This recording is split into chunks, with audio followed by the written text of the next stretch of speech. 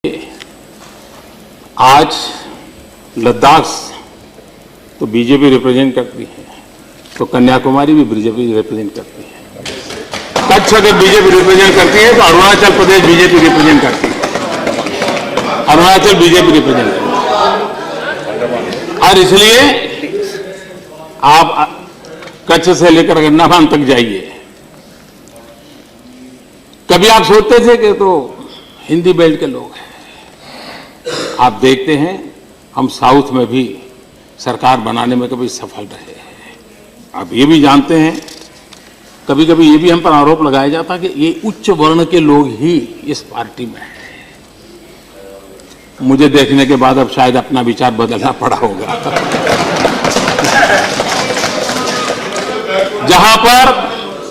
जहां पर ज्यादा आदिवासी जनसंख्या है, ऐसे जो कुछ राज्य हैं, उसमें से महाराष्ट्र हो, मध्य प्रदेश हो, छत्तीसगढ़ हो, झारखंड हो, राजस्थान हो, गुजरात हो, जहां मैक्सिमम आदिवासी राज्यों है, उनमें से ये राज्य है।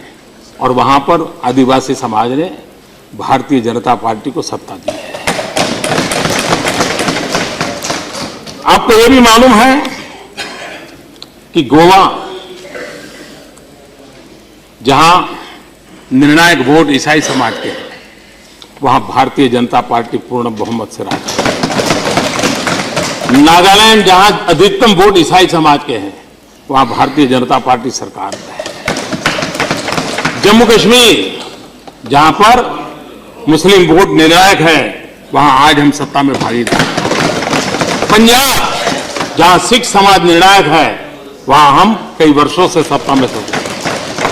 ये सारे क्षेत्र वो हैं, और इसलिए हम भी कभी धरातल पर रहकर के सोचे कि भारतीय जनता पार्टी का व्याप, पहुंच, उसका क्षेत्र विकास कहां कहां हुआ है।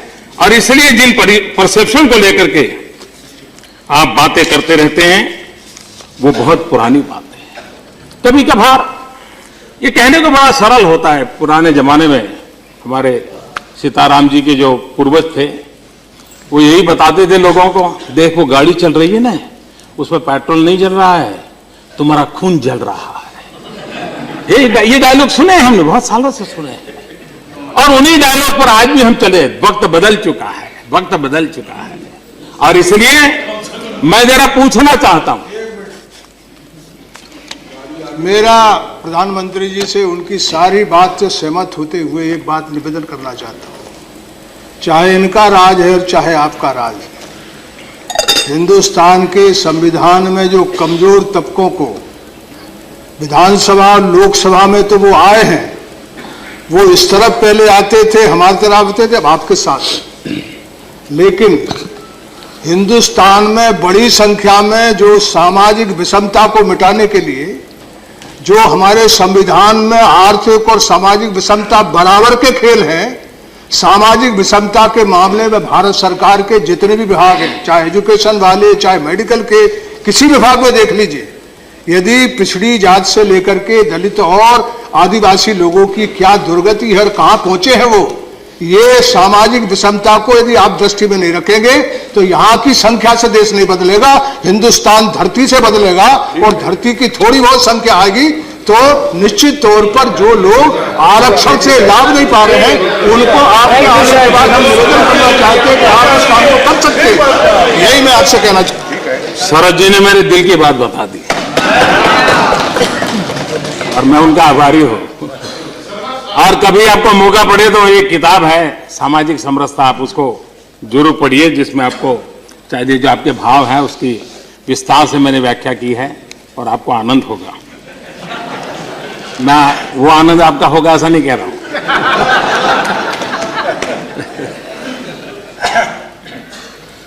जो शरद जी ने बात कही है, जिसका मैं स्वीकार करता हूं, ये स्वच्छता अभियान क्या ये कॉरपोरेट के लिए कार्यक्रम है क्या? अमीरों के लिए है क्या?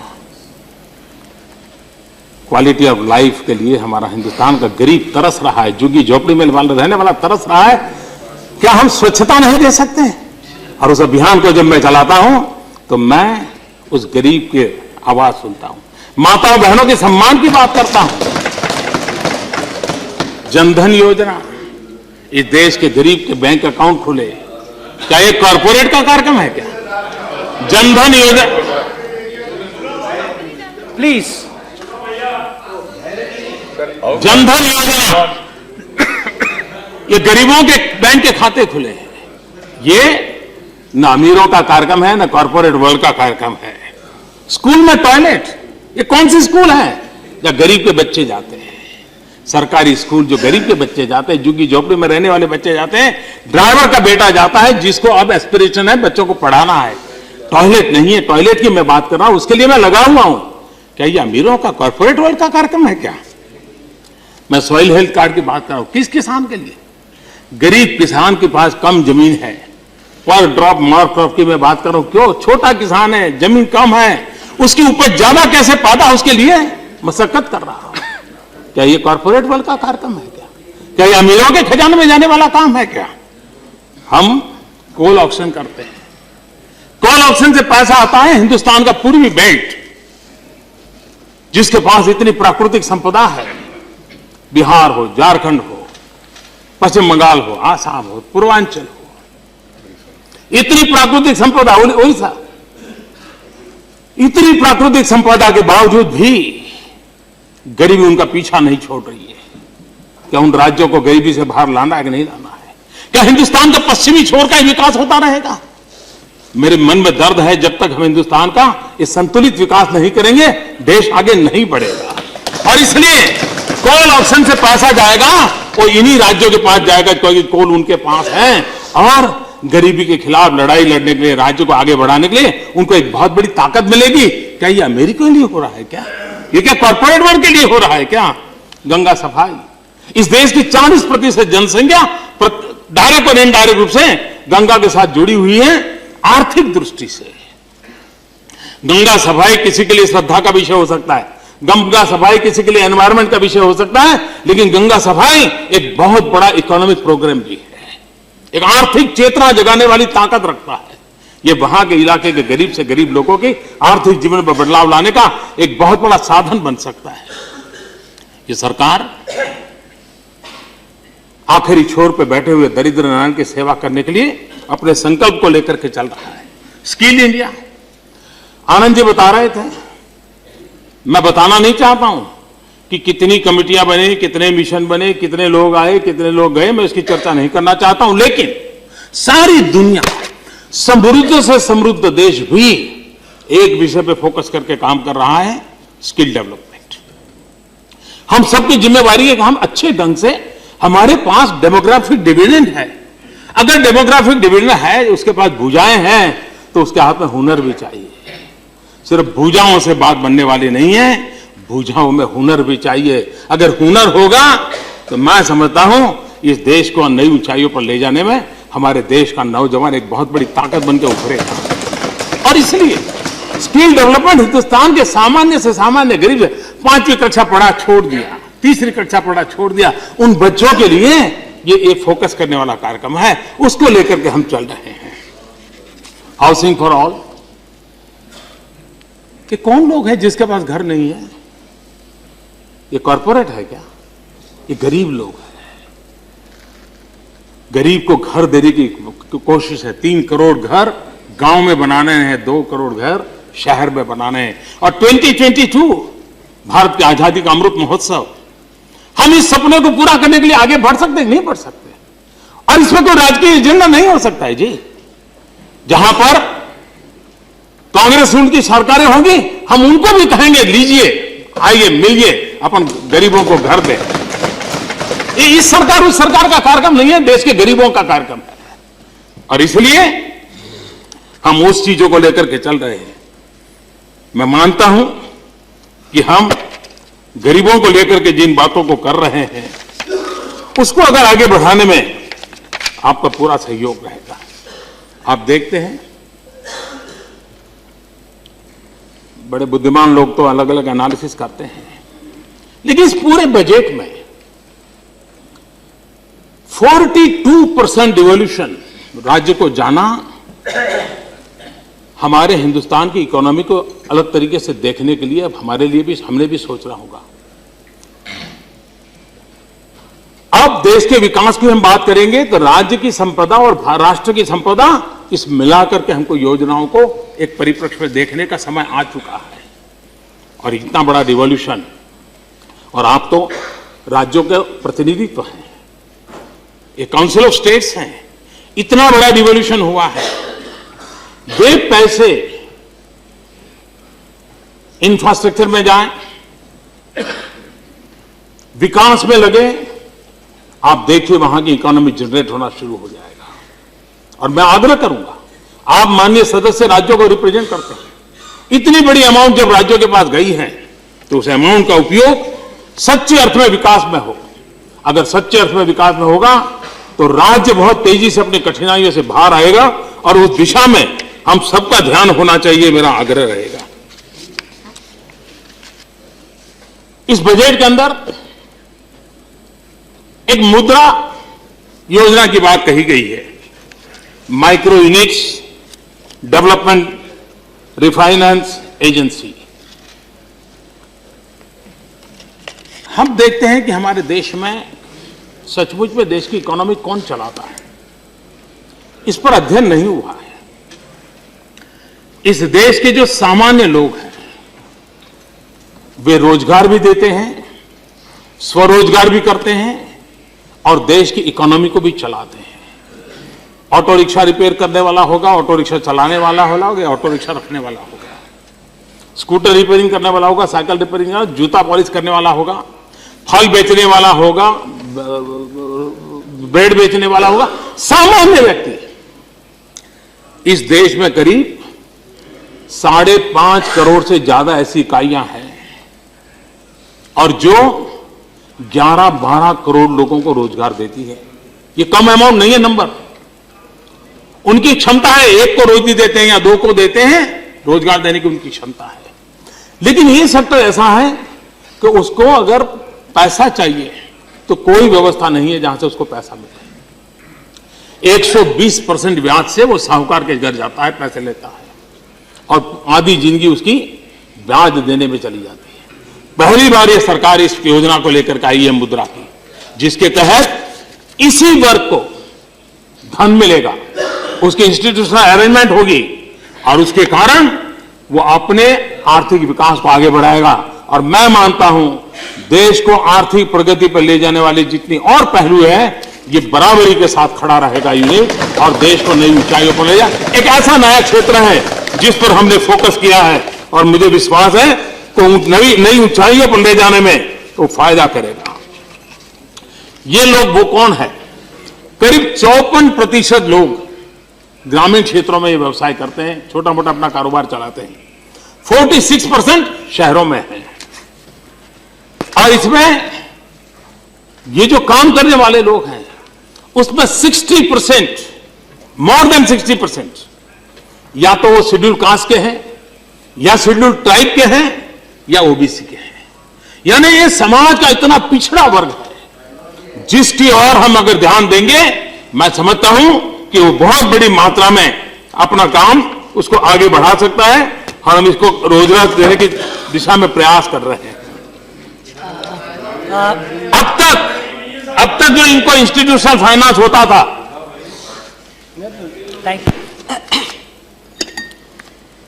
माननीय सभापति जी, माननीय प्रधानमंत्री जी ने जो खास तौर से रोजगार के संबंध में जो सबसे ज़्यादा फायदा वीकर सेक्शन के लोगों को होने का जो बताया गया है, तो इस संबंध में मेरा माननीय प्रधानमंत्री जी से ये कहना है कि परम पूज्य बाबा साहब डॉक्टर भीमराव अंबेडकर के अथक प्रयासों के कारण तो देश में SC, ST और OBC के लोगों को, पहले SC, ST के लोगों को, बाद में आर्टिकल 340 के तहत OBC के लोगों को मंडल कमीशन की रिपोर्ट के तहत इनको आरक्षण की सुविधा मिली, शिक्षा में, सरकारी नौकरियों में और राजनीति में। लेकिन दुख की बात यह है कि SC और ST के लोगों को जो आरक्षण की सुविधा मिल रही थी तो इसमें खास तौर से जो पदोन्नति में जो इनको आरक्षण मिल रहा था तो वो इनका खत्म हो गया। और इसके अलावा इतना ही नहीं, तो इस वर्तमान सेंटर की गवर्नमेंट में बीजेपी के नेतृत्व में जो एनडीए की सरकार चल रही है, तो ये सरकार जो बार बार ये कहती है कि हम पूंजीपतियों का ध्यान नहीं रख रहे हैं, बड़े बड़े उद्योगपतियों का ध्यान नहीं रख रहे हैं, हम जो गरीब लोग हैं, वीकर सेक्शन है, उनका ध्यान रख रहे हैं।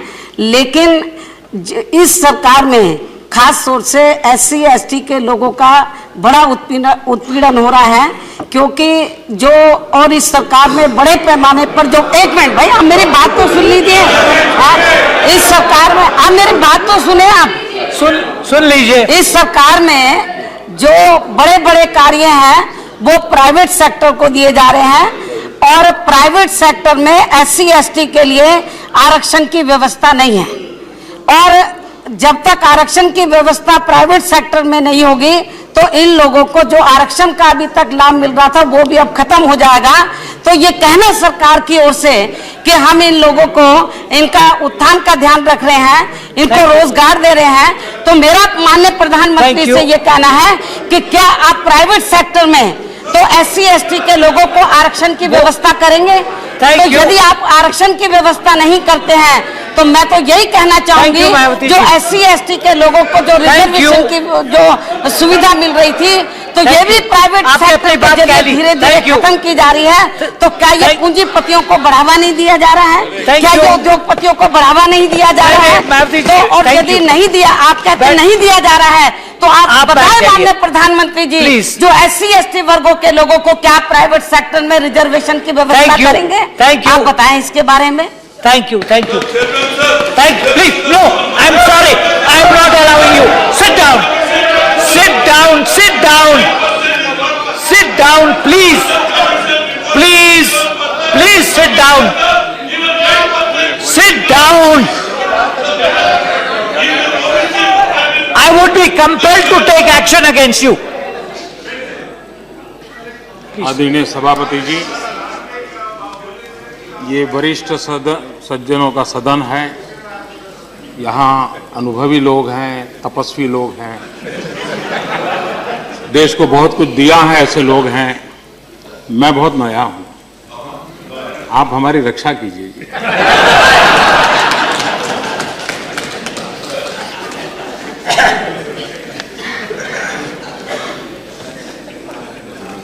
आदरणीय सभापति जी, 125 करोड़ लोगों में से 29 करोड़ लोग, 29 करोड़ लोगों के पास लाइफ इंश्योरेंस है, और केवल 19 करोड़ लोग ऐसे हैं जिनके पास एक्सीडेंटल डेथ कवर इंश्योरेंस का है। केवल 6 करोड़ लोग ऐसे हैं जिनके पास ऑर्गेनाइज पेंशन स्कीम का कवर है। इसके अलावा बीपीएल कैटेगरी में 3 करोड़ विधवा हों या तो वरिष्ठ नागरिक हो जिनको 300 रुपया से लेकर के 1500 रुपये तक आज पेंशन की व्यवस्था है। अपने आप में इतने बड़े देश में ये व्यवस्था बहुत सामान्य है। हम एक बहुत बड़ी समस्या का समाधान करने के लिए एक बहुत बड़े कदम उठाने के लिए प्रयास कर रहे हैं, और मैं मानता हूं कि प्रधानमंत्री सुरक्षा बीमा योजना के तहत, प्रधानमंत्री जीवन ज्योति योजना के तहत और अटल पेंशन योजना के तहत हम समाज के सभी वर्गों को स्पर्श करने के लिए प्रयास कर रहे हैं, और बड़ी आसान सी व्यवस्था हम करना चाहते हैं। प्रति मास सिर्फ 1 रुपया और 18 से 70 आयु के लोगों के लिए, और उसके द्वारा हम 2 लाख रुपए का एक्सीडेंटल डेथ कवर बीमा। मैं समझता हूं कि हमारे देश में जिस प्रकार की अवस्था है, ये गरीब से गरीब व्यक्ति की चिंता करने का प्रयास है। प्रधानमंत्री जीवन ज्योति योजना साल भर के 330 रुपये, यानी प्रतिदिन ज्यादा से ज्यादा 1 रुपया, उसको और वो भी 18 से 50 साल की उम्र के लोगों के लिए, जिसमें कोई मेडिकल टेस्ट कराए बिना उसका इंश्योरेंस होगा। और ये स्वाभाविक क्रम में भी मृत्यु हो जाए तो भी उसको 2 लाख रुपए का बीमा उपलब्ध होगा उसके परिवार में। अटल पेंशन योजना, पेंशन राशि के विकल्प में किसी को अगर 60 साल के बाद 1000 रुपये पेंशन चाहिए, 2000 चाहिए, 3000, 5000 चाहिए, जितना पेंशन चाहिए उसके हिसाब से ये योजना काम करेगी। अगर कोई 20 साल का युवक इससे जुड़ता है और यदि वह 5000 रुपये का पेंशन चाहता है 60 साल के बाद, तो उसको 60 साल की आयु तक 248 रुपया कंट्रीब्यूट करना होगा और वो 60 साल के बाद जीवन भर प्रति मास 5000 रुपये की पेंशन उसको मिलती रहेगी। और अगर वो पहले उसका स्वर्गवास हो गया तो ये पेंशन उसकी पत्नी को कंटिन्यू रहेगी। इतना ही नहीं, दोनों नहीं रहेंगे तो बच्चों को 8.5 लाख रुपया जो उन्होंने जमा किया है वो वापस मिलेगा। यानी हमारे देश में एक सोशल सिक्योरिटी के विषय में जो एक अवेयरनेस चाहिए, देश जहां पहुंचा है वहां हमारे समाज के इस तबके के आखिरी जिंदगी के लिए एक संतोष और सुरक्षा का भाव हो, उसकी दिशा में हमने काम करने का एक प्रयास शुरू किया है।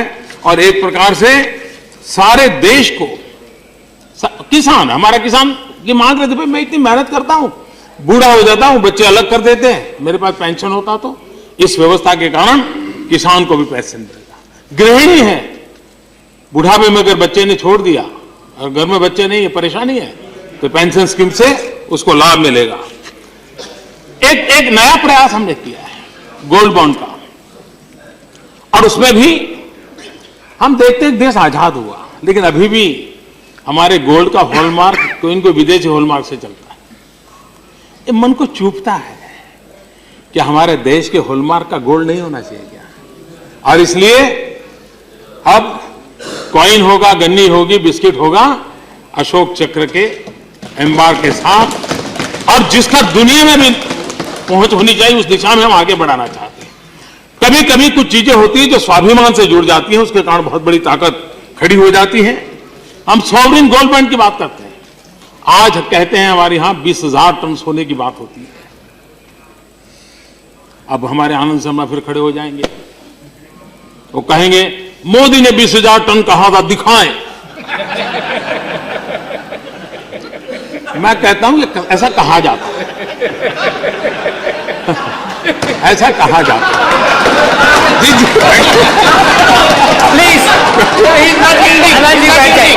बैठ जाइए please. No intervention please, please do not intervene. No no, he is not conceding, he is not conceding, please. I am sorry. आज सोने का हम उपयोग नहीं कर सकते हैं। प्लीज रिज्यूम सोने का, please resume your place. He is not conceding. No, no, he is not conceding. Please sit down. Sharma Saab, please don't. He is not conceding. Please sit down. आज गोल्ड मोनेटाइजेशन इतनी बड़ी मात्रा में एक प्रकार से वो डेड मनी की अवस्था में पड़ा है। वो अगर सर्कुलेशन में आता है तो देश की इकोनॉमी को एक बड़ा ड्राइविंग मिलता है। और इसलिए हम चाहते हैं, पहले नियम था कि आधे किलो से कम नहीं, अब कोई नियम नहीं रखना चाहते हम, थोड़ा सा भी हो रखो, पैसे लो और अपना गाड़ी आगे बढ़ाओ। मैं समझता हूं इसके कारण बहुत बड़ी मात्रा में ये जो हमारा डेड मनी एक प्रकार से गोल्ड के रूप में पड़ा है, एक बहुत बड़ा इकोनॉमी को बूस्ट मिलेगा। उसी प्रकार से हम सोवरिन गोल्ड बॉन्ड के लिए आगे बढ़ना चाहते हैं। जरूरी नहीं कि आप मेटल प्रत्यक्ष लें, आप कागज के रूप में भी गोल्ड ले सकते हैं, और जब कागज वापस देंगे उस समय का जितना गोल्ड होता होगा वो आपको मिल जाएगा। एक प्रकार से इंपोर्ट एक्सपोर्ट की जो हमारे इम्बैलेंस रहता है उसको भी बैलेंस करने के लिए उसके कारण प्रयास होगा। एक ऐसी योजनाएं हैं जिसके कारण मैं समझता हूं कि काफी लाभ होगा। एक बात निश्चित है, देश में अच्छी स्थिति लाने के लिए अच्छी नीति की भी जरूरत है, अच्छी रीति की भी जरूरत है। अकेली नीतियों से परिणाम नहीं आएगा, अकेली रीति से ही नहीं आएगा। नीति और रीति का कॉम्बिनेशन चाहिए। नीति और रीति की पटरी पर ही विकास की गाड़ी आगे बढ़ सकती है। और इसलिए हमारी कोशिश यह है कि हम अपनी ऐसी कार्यशैली को विकसित करना चाहते हैं जिस कार्यशैली के द्वारा हम आगे बढ़ना चाहते हैं। यहां पर श्रीमान गुलाम नबी जी ने भी और श्रीमान आनंद जी ने भी अफसरों के तबादले को लेकर के बड़ी पीड़ा व्यक्त की। और मैं देख रहा हूं जैसे पानी में चना सूखता है ऐसे सूख रहे हैं लोग। इतना दर्द हो रहा है इनको कि ट्रांसफर हो गई। मैं जरा कहना चाहता हूं, उपदेश देने से पहले जरा हम भी आईने में देख लें अपने आप को। 2004 में आपकी सरकार बनी थी। 2004 में सरकार बनते ही आपने एक पल के विलंब बिना कैबिनेट सेक्रेटरी को हटा दिया था। आपकी 2004 में सरकार बनी थी, आपने सीनियरिटी को छोड़ करके फॉरेन सेक्रेटरी की नियुक्ति की थी। 2004 में आपकी सरकार बनी थी, आपने पल भर में होम सेक्रेटरी को निकाल दिया था। 2004 में आपकी सरकार बनी थी, आपने महत्वपूर्ण डिफेंस सेक्रेटरी को पल भर में निकाल दिया था। इतना ही नहीं, आपने अपमानित करके गवर्नरों को अंधेरे में रख करके निकाल दिया था। हमने ये काम नहीं किया। और गुलाम नबी जी, आप तो हेल्थ मिनिस्टर, आप हेल्थ मिनिस्टर थे जब आप ही के विभाग का एक सेक्रेटरी पोलियो के लिए यूएन का सम्मान प्राप्त कर रहा था। एक हाथ में यूएन का सम्मान चल रहा था और दूसरे हाथ में आपने निकाल दिया था। और इसलिए हम क्या क्या खोलना चाहते हैं तय करें। मैं नया हूं लेकिन खजाना बहुत बड़ा है और इसलिए हम उस दिशा में जाना चाहते हैं कि नहीं जाना चाहते वो हम तय करें। और इसलिए हम कहते हैं कि भाई हमारी कोशिश ये है, गुड गवर्नेंस हमारा प्रयास है। यहां पर यह भी बात आई कि भाई कुछ हमारे समर्थकों के मुंह से भी आती है, कुछ हमारे प्रति अच्छा भाव रखने वालों का भी आता है और कुछ विशेष प्रेम करने वालों का भी आता है। और मुझे तो विशेष प्रेम करने वालों को प्रेम बहुत मिला है। जमीन पे कुछ नजर नहीं आता है। मोदी जी की बात तो बहुत अच्छी है, मोदी जी सोचते अच्छा है, लेकिन जमीन पर कुछ नजर नहीं आता है। मैं अपने साथियों को कहना चाहता हूं, अब लंबे अरसे तक सत्ता में रहे और सत्ता का एक नशा होता है, भगवान करे हम बच जाएं। और जब सत्ता का नशा होता है तब सर काफी ऊंचा रहता है और जब सर ऊंचा रहता है झुकने की आदत छूट जाती है और जब झुकने की आदत छूट जाती है तब जमीन दिखती नहीं। और इसलिए जितना झुकोगे उतना ही जुड़ोगे।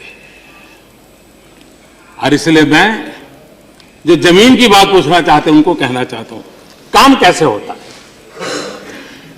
रेलवे सरकार की, हाईवे सरकार के, लेकिन दोनों के बीच इतना टकराव चलता था कि 350 से अधिक प्रोजेक्ट हाईवेज के रेलवे मंजूर नहीं करती थी या रेलवे के प्रोजेक्ट हाईवे मंजूर नहीं कर रहा था। किसी को रोड क्रॉस करके रेल ले जानी है और किसी को रेल क्रॉस करके हाईब्रिड ओवरब्रिज बनाना है। 350 और कई सालों से हम आए, हमारे ध्यान में आया, हमने दोनों डिपार्टमेंट को बिठाया, साइलो को खत्म किया, दोनों के बीच एमओयू किया और मुझे आज खुशी है इसका ऑनलाइन पोर्टल बना है, ऑनलाइन क्लियरेंस दिया जाता है। 350 सालों से अटके हुए सारे प्रोजेक्ट क्लियर हो गए दोनों डिपार्टमेंट में। और कोई भी प्रपोजल आएगी 60 दिन में क्लियर करना तय कर दिया गया। 60 दिन के भीतर जो काम अभी प्रोसेस में है, आज सिर्फ 22 प्रोजेक्ट हैं जो प्रोसेस में है। ये है गुड गवर्नेंस, ये है काम होना। आप देखिए, मैं जरा आपको हिसाब देता हूं जमीन पे क्या होता है। 2000 यूपीए के समय की मैं बात करता हूं, पर डे 7.4 किलोमीटर का हाईवे का अवार्ड होते थे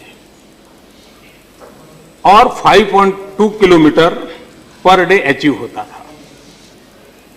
हमारे 9 महीने का हिसाब दे रहा हूं जी, आनंद जी, हम पर डे 18 किलोमीटर का अवार्ड देते हैं और अब तक का रिपोर्ट है 10.1 किलोमीटर पर डे हम अचीव करते हैं। डबल काम कैसे चलता है, सरकार नीचे जमीन पर कैसे दौड़ती है। Railway 2013-14 new line and UPA 390 kilometre, new line 9 man NDA 2 410 kilometre. 2013-14 gauge conversion 585 kilometre, 9 महीने हमारे 700 किलोमीटर। यूपीए डबलिंग 675 किलोमीटर, हमारा 810 किलोमीटर। कहने का तात्पर्य यह है कि अगर हम जमीन के साथ जुड़ें तो जमीन पे क्या चल रहा है वो अपने आप पता चलने लग जाएगा, ये मुझे पूरा विश्वास है।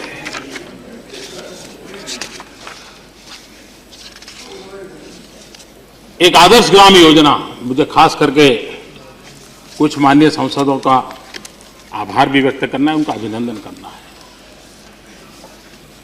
करीब 660 सांसदों ने इस काम को आगे बढ़ाया है और बड़े मनोयोग से आगे बढ़ाया है। कुछ लोगों की जो मुझे जानकारी, ऐसे ही मुझे उल्लेख करना अच्छा लगता है, खास करके मैं आदरणीय मोतीलाल जी की बात करना चाहूंगा। मोतीलाल जी वोरा, मोहाली, उन्होंने उस गांव को इतना बढ़िया सा काम किया है जी छत्तीसगढ़ में।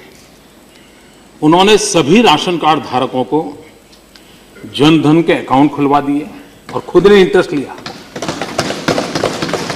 आधार कार्ड से जोड़ दिया और सरकारी वितरण की दुकान की निगरानी और चौकसी कमेटियों का निर्माण किया है ताकि पीडीएस सिस्टम का लाभ गरीब से गरीब को मिले। ये आदरणीय मोतीलाल जी ने इस काम को लागू किया।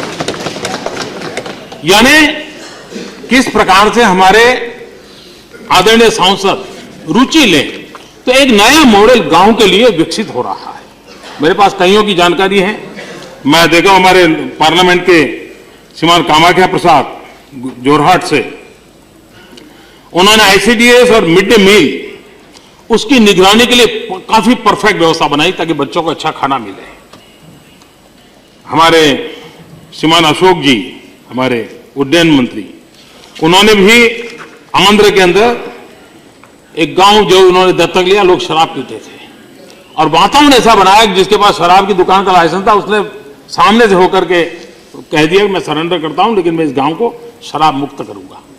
अगर हम लोग चाहें आदर्श ग्राम योजना को किस प्रकार से हम आगे बढ़ा सकते हैं, मैं समझता हूं कि इसको हमने सबका सहयोग रहेगा तो ये काम आगे बढ़ेगा। लेबर के संबंध में आपको मालूम होगा कि कई वर्षों से हमारे मजदूर ने जो पसीना बहा है उसके करीब 27,000 करोड़ रुपीस, 27,000 करोड़ रुपीस, आप अमाउंट छोटी नहीं है, उसका कोई लेने वाला ही नहीं है। क्यों? तो किसी के 50 रुपया है, किसी के 100 रुपया है, किसी को 200 रुपया है और वो बेचारा मजदूरी एक जगह पे करता था, अब दूसरी जगह पे चला गया, वापिस वो 50-100 रुपये लेने के लिए जाना, उसके ज्यादा जाने का खर्चा होता है। और इसी के कारण कुछ लोग बेचारे का स्वर्गवास हो गया। कोई हिसाब किताब नहीं है, सरकारी खजाने में 27,000 करोड़ रुपया मजदूरों के पैसे पड़े हैं। हमने कोशिश की है कि योजना बनाने की, यूनिवर्सल अकाउंट नंबर यूएएन, इस यूनिवर्सल अकाउंट नंबर के द्वारा लेबरर्स को वो कहीं पर भी जाएगा, वो इस अकाउंट के नंबर के साथ उसका जो भी मनी होगा वहां ट्रांसफर हो जाएगा। इसके कारण वो जो 27,000 करोड़ के भी उसमें उसका कोई हिस्सा पुराना पड़ा होगा वो भी उसको चला जाएगा।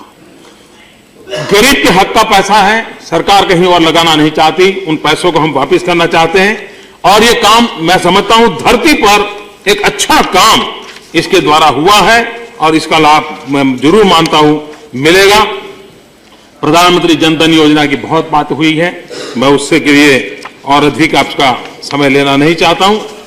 यहां पर एक चर्चा आई फर्टिलाइजर के संबंध में। आप जानते हैं 112 लाख टन यूरिया पिछली बार जो था, इस बार 117 लाख टन यूरिया का खाद बिक्री ऑलरेडी हो चुकी है और इसलिए उसमें भी कोई पीछे रहने का कारण नहीं है। हम बार बार मनरेगा की चर्चा करते हैं।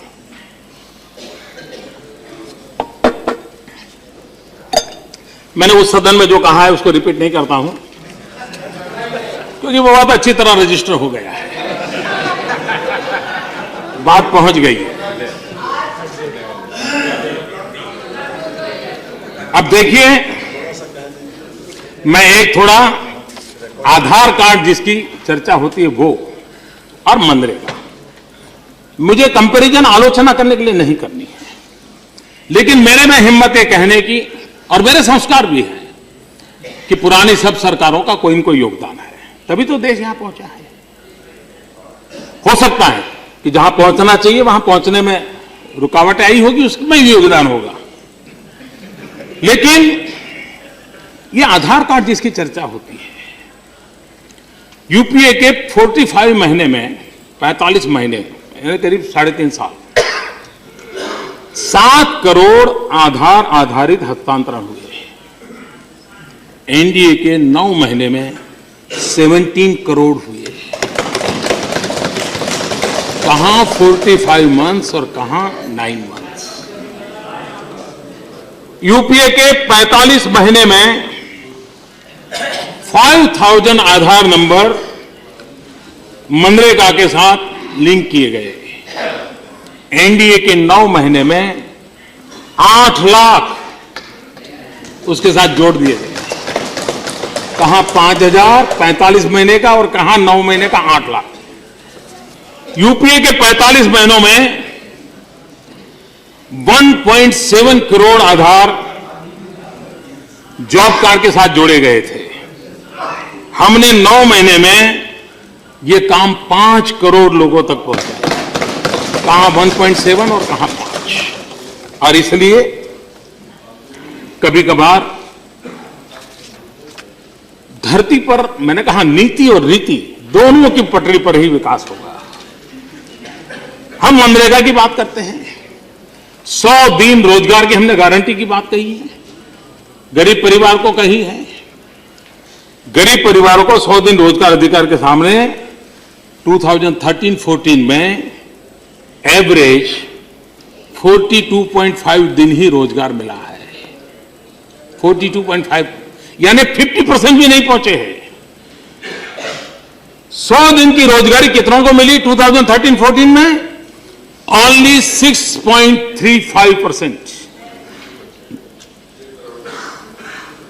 हमने, और सबसे बड़ी बात, यूपीए ने सुप्रीम कोर्ट में जब ये विषय आया मनरेगा का, तो स्वीकार किया है कि मनरेगा में 5 साल में जो 1 लाख करोड़ रुपया खर्च किया गया, हमारे पास उसका कोई ऑडिट रिपोर्ट नहीं है। ये सुप्रीम कोर्ट में दायर की गई आपकी एफिडेविट है। अब मुझे बताइए कि हम योजनाओं, उसकी चर्चा, वाहवाही, नियम कानून बड़े सब ठीक है।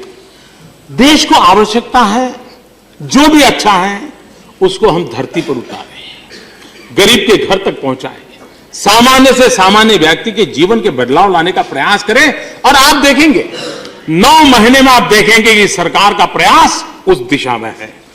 यहां पर आदरणीय मायावती जी ने बुंदेलखंड की चर्चा की थी। बुंदेलखंड के 2 हिस्से हैं, मध्य प्रदेश में भी हैं, उत्तर प्रदेश में भी है। और मध्य प्रदेश के 6 जिलों के लिए 3,760 करोड़ रुपए दिए गए थे। उत्तर प्रदेश के 7 जिलों के लिए 3,506 करोड़ रुपए दिए गए थे।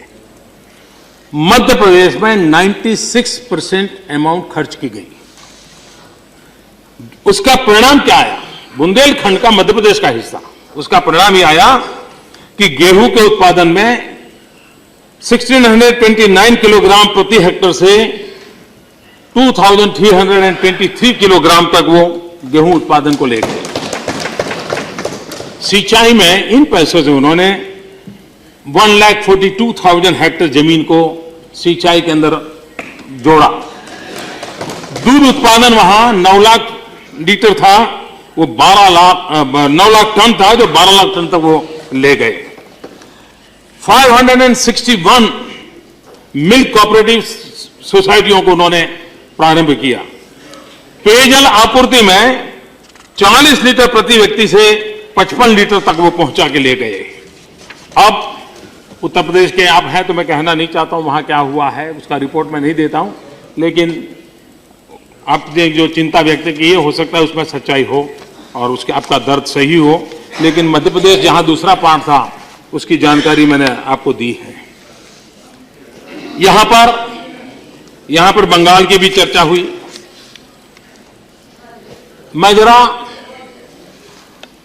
जो लोग एक बहुत बड़ा वैश्विक विचारधारा लेकर के, इंपोर्टेड आइडियाज लेकर के देश चलाने के लिए कोशिश करना चाहते हैं,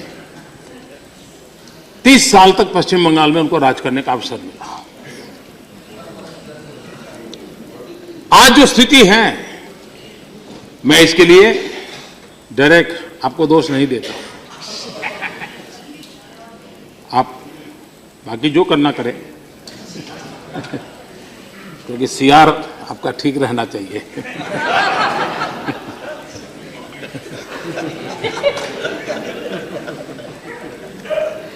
तीस वर्षों में पश्चिम बंगाल, जो कि कभी हिंदुस्तान में औद्योगिक एक्टिविटी का कैपिटल हुआ करता था, कलकत्ता देश की औद्योगिक राजधानी के रूप में उसकी पहचान थी, वो पूरा का पूरा नष्ट हो गया। कृषि विकास बहुत तेज गति से बढ़ने वालों में पश्चिम बंगाल था। 30 साल में वो माइनस तक पहुंच गया। इंडस्ट्रियल आउटपुट बंगाल का हिस्सा 1980 में 10% था, जो 4% आ गया। 1976-77 में कुल फैक्ट्रियां में से 7.6% बंगाल में थी, जो 2008-9 में सिर्फ 4% हो गई। Please, no, resume your place. Please do not intervene. Do not intervene. Please sit down. Agriculture growth. No, please sit down. 1966 Please to sit down. 76. Please sit down. 1966 to 76. Agriculture growth in Pashchim Bengal was 17.3% की वृद्धि हुई थी और 2001-07 में 7.8% रह गई। 2007 में NSS national sample survey में पाया गया कि स्टारवेशन में स्थिति बंगाल में सबसे ज्यादा थी।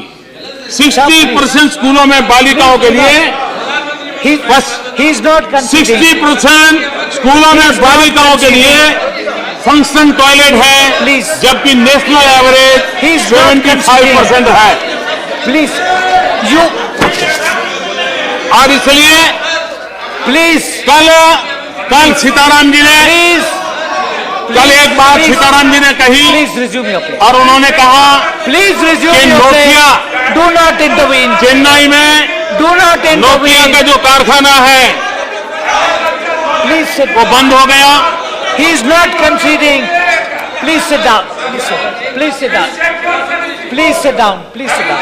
आपको मौका मिलेगा, Please sit down. मौका मिलेगा, मौका Please मिलेगा sit Sitaram. down. Yachuri ji, please do not. हमारे देश में No, this is job not good. Creation, Please, job creation ये हमारी आवश्यकता है please don't do this. और जॉब क्रिएशन की दिशा में हम जितना आगे बढ़ सके, और अगर जॉब क्रिएशन में आगे बढ़ना है Please resume. तो हमें मेक इन इंडिया के मंत्र को आगे बढ़ाना पड़ेगा, You know the procedure. Infrastructure को आगे बढ़ाना पड़ेगा You know the और procedure. Infrastructure Please sit down. जितना तेज गति से आगे बढ़ेगा, Please sit down. रोजगार की संभावनाएं बढ़ेगी No, और रोजगार की संभावनाओं को बढ़ाने के लिए Please sit down. हमने Please इंफ्रास्ट्रक्चर sit को down. बल देना चाहिए। No, कल you- श्रीमान सीताराम जी ने चेन्नई में You know the नोकिया की जो procedures. फैक्ट्री Please बंद हो resume your गई place. उसकी चिंता व्यक्त की थी। 25,000 You know लोगों the का जॉब procedures चला very गया, well. उसकी No, no. चिंता व्यक्त की थी। You- और इसलिए मैं चाहता हूं, बैठ जाइए। पिछली बार जो Please. उन्होंने चिंता व्यक्त की थी, और इसलिए मैं कहना चाहता हूं कि नोकिया की जो फैक्ट्री बंद हो गई है, इस सरकार के कारण नहीं हुई है, पिछली सरकार के कामों के कारण उसका परिणाम हुआ है। आपकी चिंता सही है, 25,000 लोग वहां बेरोजगार हो गए हैं, लेकिन मैं आपको विश्वास दिलाता हूं कि हमने एक दिशा में प्रयास शुरू किया है और उस प्रयास का परिणाम होगा कि आने वाले दिनों में नोकिया फिर से शुरू हो और लोगों को रोजगार मिले, क्योंकि हम चाहते हैं कि रोजगारी के लिए इंफ्रास्ट्रक्चर को बल देना होगा, रोजगार के लिए हमने इसको बल देना होगा और उस दिशा में हम